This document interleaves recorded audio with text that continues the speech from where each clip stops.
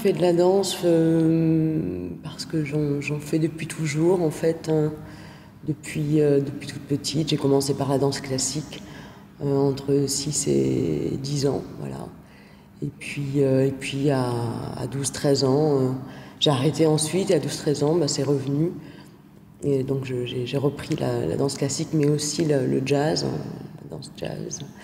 Et puis c'est devenu une passion qui m'a toujours accompagnée, et j'en ai fait mon métier. Alors la danse contact improvisation, bah, c'est une technique qui est née aux États-Unis dans les années 70, à peu près grosso modo.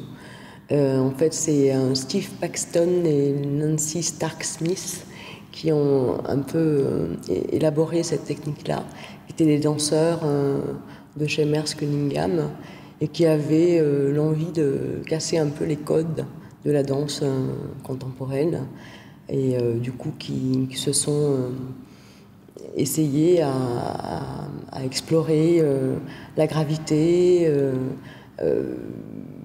en mélangeant aussi l'art martial, enfin l'aïkido, c'est ça, en mélangeant l'aïkido avec le mouvement, avec la danse, et surtout donc à explorer la notion de chute, de poids par rapport à la force de la gravité. Du coup, c'est devenu une technique qu'ils ont élaborée avec des exercices au sol,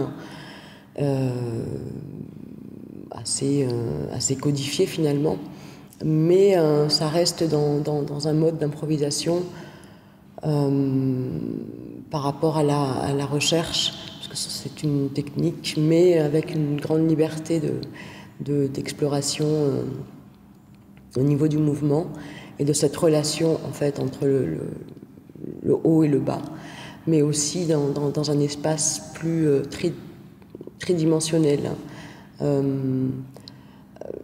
Où la notion de poids est le centre du sujet, si je peux dire.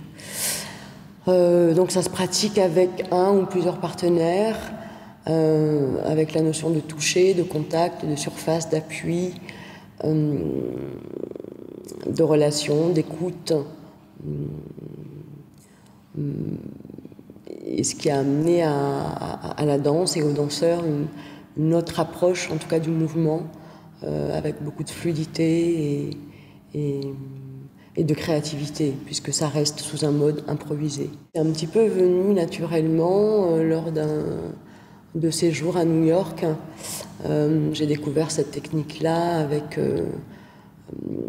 plusieurs personnes, dont Kirsty Simpson et KJ Holmes, enfin plusieurs adeptes de cette technique de danseurs américains. Ces gens-là sont des danseurs, mais aussi des chorégraphes et improvisateurs. Et donc voilà, c'est tout un mode en fait d'écriture et de sensation par rapport au mouvement qui est assez différent de la méthode plus académique, plus classique. Et donc c'est riche, c'est un outil qui est très très riche et qui du coup moi m'a fait comprendre plein de choses par rapport à ma démarche de danseuse, de chorégraphe, de chercheuse, etc. Et donc quand je suis revenue à Paris, et comme j'enseignais déjà, j'enseigne aussi, c'est quelque chose, c'est une matière, ou un outil en tout cas qui a continué à m'accompagner et qui continue toujours actuellement, que j'utilise toujours dans mon travail. Alors j'ai accepté parce que ce projet, déjà il est très original par rapport à son originalité de rencontre entre un artiste et un artisan. Et aussi parce que je pense que j'aime assez les collaborations à travers les rencontres. Et dans mon travail, voilà, j'ai toujours collaboré avec d'autres artistes, notamment un sculpteur, Marie-Pascale Deluin, et aussi des musiciens, Pascal Futol, Bruno Gaba, Nicolas Maillet, Daniel Waro. Donc voilà, j'aime assez cette rencontre qui amène à un échange et une collaboration. Et donc ce projet me plaît complètement, enfin rentre dans mon travail de rencontre et de recherche. Alors avec Alice, la rencontre s'est faite 2 ou 3 fois. Donc nous avons échangé au niveau des univers, si je puis dire. On a partagé un peu nos univers. Et bon, il reste à explorer vraiment la matière de cette rencontre. Il reste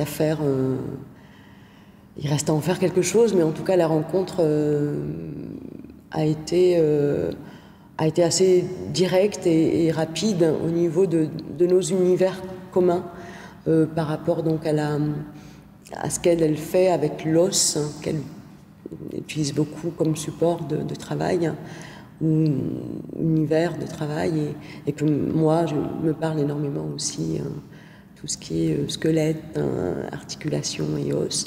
Donc du coup on est un peu parti sur cette idée-là de travailler sur l'os.